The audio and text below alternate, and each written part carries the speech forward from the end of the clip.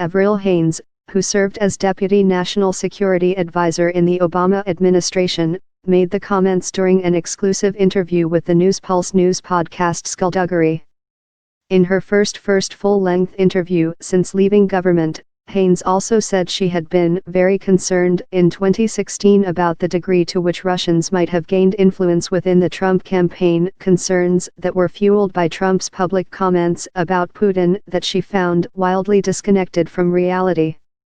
"No, absolutely not," Haines said when asked if she was ever told about the confidential FBI informant who made contact with 3 members of the Trump campaign. "We didn't even know at the time there was an FBI investigation as such," she said.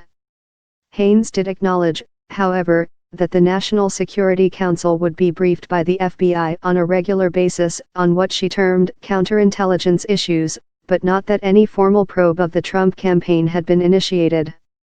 Over the past week, Trump and his allies have repeatedly claimed that the Obama administration had planted a spy inside the Trump campaign for political purposes, prompting them to demand that the Justice Department and FBI turn over documents about a confidential informant, a former University of Cambridge professor who had contacted 3 campaign advisors.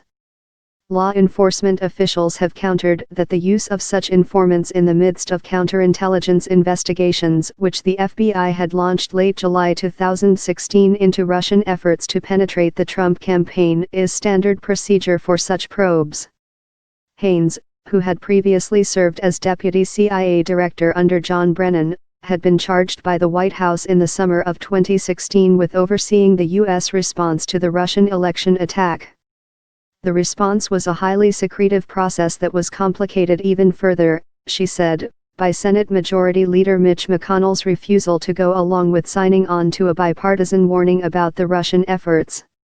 In a highly controversial decision, the White House chose at the time not to respond to the Russian efforts, fearing it might disrupt the election.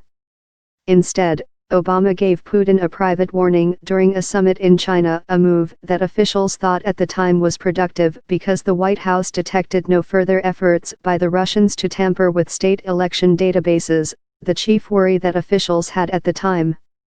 Still, Haines acknowledged there were aspects of the Russian attack, especially the exploitation of social media platforms such as Facebook and Twitter, that the White House and the U.S. intelligence community did not fully understand at the time and which continued after Obama's warning, saying at one point, "The picture you have now we didn't have then. Honestly, we could have done better from the policy perspective," Haines said. "In thinking that through, I think we all have a piece of that to live with.